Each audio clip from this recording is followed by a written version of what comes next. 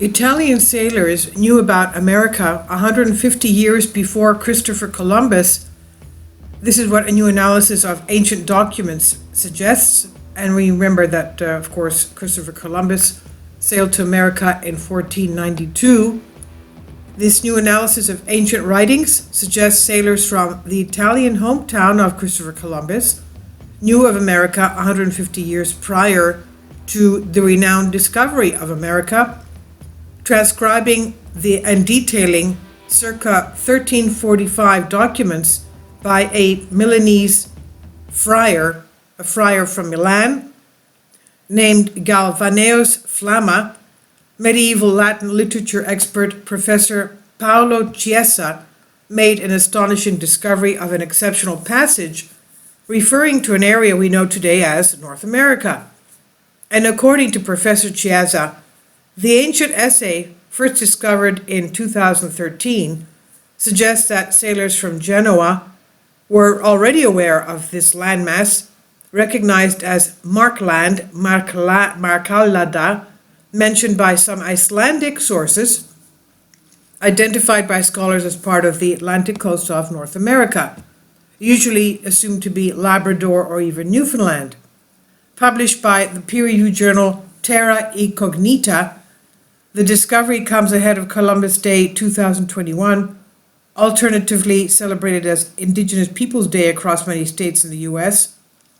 The findings add more fuel to the fire for the continuing question of what exactly did Columbus expect to find when he set out across the ocean, and come following a period in which his statues have been beheaded, covered with red paint, lassoed and pulled down, and whatever. So now we are in the presence of the first reference to the American continent, albeit in an embryonic form in the Mediterranean area. This is what Professor Chiesa from the Department of Literary Studies, Philology and Linguistics of University of Milan explains. Please support my Patreon account since YouTube has again demonetized my YouTube channel. The daily posts are 5 videos daily, and they are totally different from what I have on my YouTube channel. Thank you so much for your support and that you find all my content so interesting. You'll find the Patreon account details in the description box below. Now, Galvaneus was a Dominican friar who lived in Milan, and he was connected to a family which held at the lordship of the city. He wrote several literary works in Latin, mainly on historical subjects. His testimony is, of course, valuable for information on Milanese contemporary facts about which he has first-hand knowledge. Chronica Universalis, which is analyzed here by Chiesa, is thought to be one of his latter works, perhaps the last one, and was left unfinished and unperfected. It aims to detail the history of the whole world from creation to when it was published.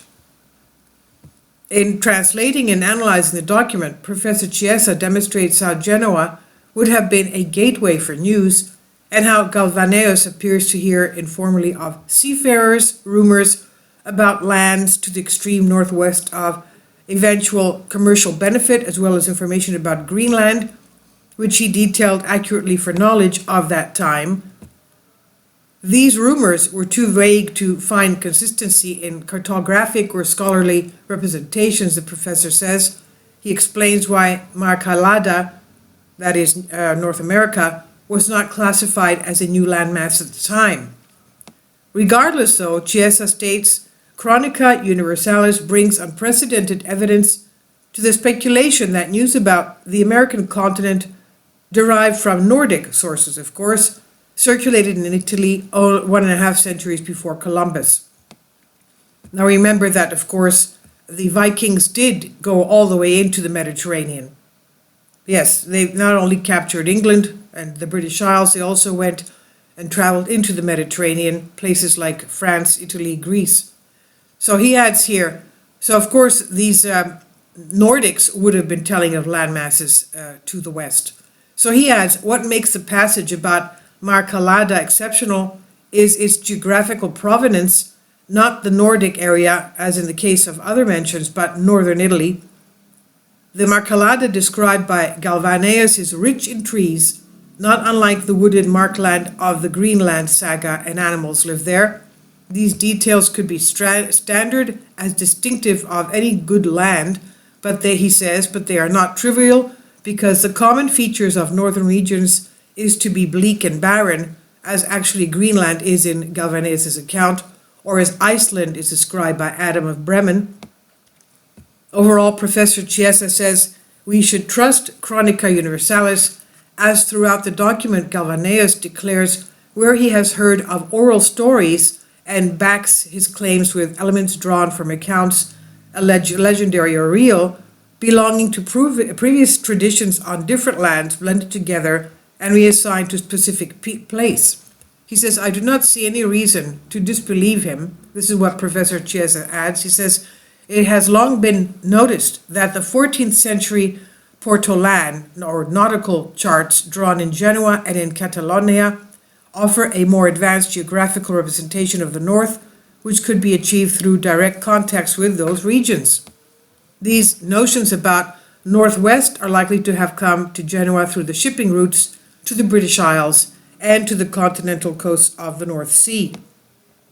We have no evidence that Italian or Catalan seafarers ever reached Iceland or Greenland at that time, but they were certainly able to acquire from northern European merchant goods of that origin to be transported to the Mediterranean area. The marinari mentioned by Galvanus can fit into this dynamic. The Genoese might have brought back to their city scattered news about these lands, some real and some fanciful, that they heard in the northern harbors from Scottish, British, Danish, Norwegian sailors, with whom, of course, they were trading. Chronica Universalis, written in Latin, is still unpublished, but an edition is planned, and the context of the scholarly and educational program promoted by the University of Milan. This is provided by Taylor and Francis, and it's on phys.org. Please leave your comments. Thank you for your support.